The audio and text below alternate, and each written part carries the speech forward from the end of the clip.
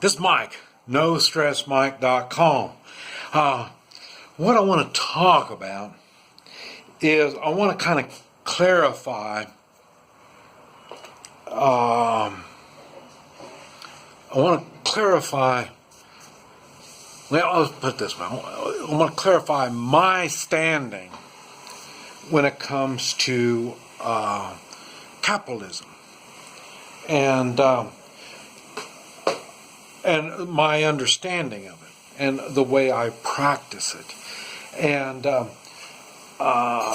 the reason is for one thing, people seem to want to talk politics. I don't talk politics. And in my world, capitalism isn't politics. It's the way I live my life. No different than my wife. She's communist, and she lives her life that way. And so, I'm not saying that, and this is what everybody wants to do. Well, if you're not like me, you're bad, so then you're against them. That's the problem we have in the United States. That's what's going on right now. They say, well, if you're a Trump supporter, I hate you, and then now you don't hear the Trump supporters saying, well, if you're not a Trump supporter, I hate you. You don't find that, and that's because they're going through a political type of thinking, and I don't do political stuff. Political stuff there's no sense to it. And it changes, for some simple reasons. But I want to explain why I'm a capitalist and how it works, because many people don't understand, and I've been getting comments about it. And and like I say, I don't really want to get into the politics of it because it's so complicated when you want to try to explain it all. So what I'm going to try to talk about is not how all this other stuff works, how it works for me, and that's what it's going to be. Now, I didn't really realize, I never even thought about that I was a capitalist. I've never thought about it. I never thought I was, and the reason was I look at myself more as a constitutionalist. In other words, it's the Constitution. The United States Constitution is how I base my life. And now, the reason I had to reevaluate it and say, well, you mean I'm a capitalist? The reason is because I don't always stay in the United States. The United States Constitution is only good in the United States. So when I leave the United States, I can't use the U.S. Constitution as my way of running my life. I don't. But one thing that does stay continuous, no matter where I am, is businesses. I love business. I make money all the time from different businesses. I've got a payroll that I've got to take care of. And this is part of being in business. So that stays the same no matter what country I'm in. Like now, I'm in China. It doesn't make any difference. I'm still a capitalist. You know what I mean? But I'm not a constitutionalist. That's what made me have to think about that.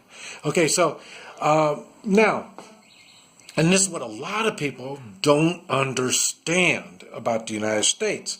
Okay, for one thing, I'm going to be covering more stuff than I thought. But as a constitutionalist, we have the freedom to be communist. I could take my wife to the United States and she could function. Well, she really couldn't function, but not because of our communist ways, but there's other things. And there's and people say, well, how about the Muslims? Well, really, the Constitution allows for all religions. It really does. Now, just like it allows for the communists, it allows for the Muslims. The Constitution is set up like that.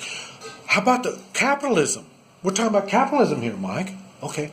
Capitalism applies to the communists and it applies to the Muslims. Capitalism is we're doing business. I want to do business. I want to do business with the Chinese. I want to do business with the Muslims. See, so that's how it works. Capitalism is business. And what they've done is they've tried to incorporate politics in with business. And the way they do that is big business. This is why I don't like big business. Because big business wants capitalism so they can, big business wants politics so then they can incorporate laws and regulations and restrictions to get rid of, competition. And that's why I don't like big business, and why I sure don't like big government, is they interfere in the Constitution. The Constitution allows me to have businesses, allows me to do business with anybody. That's what it is. Unless they want to do harm to the Constitution. Not to the government. The United States government is nothing.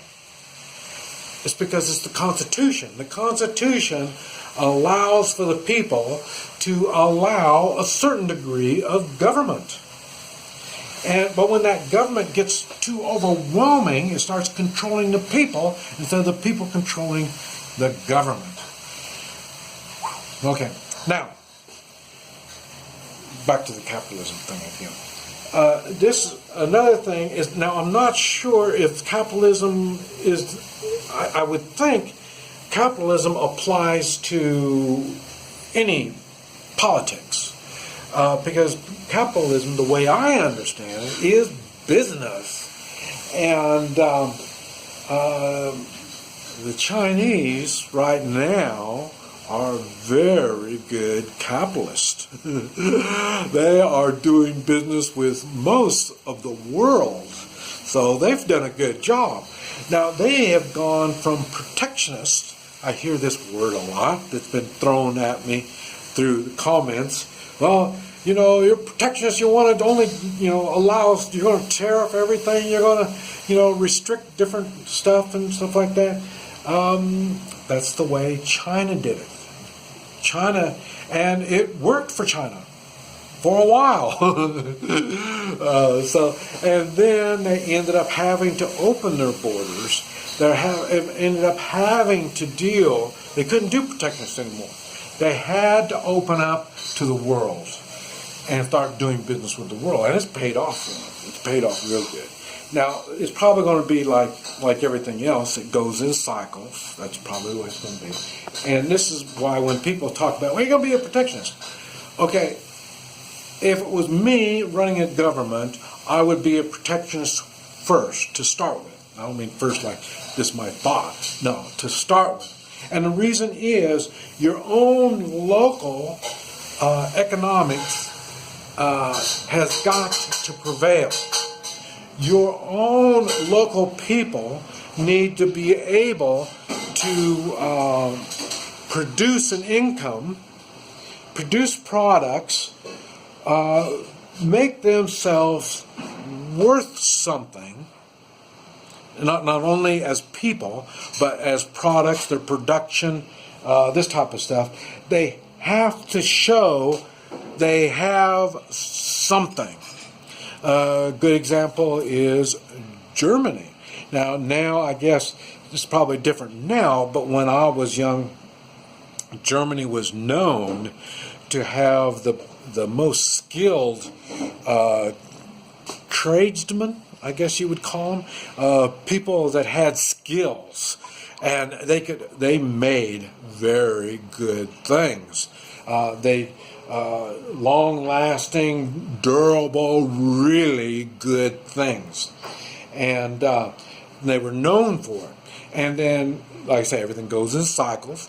and then the United States has been known to produce and do all this stuff.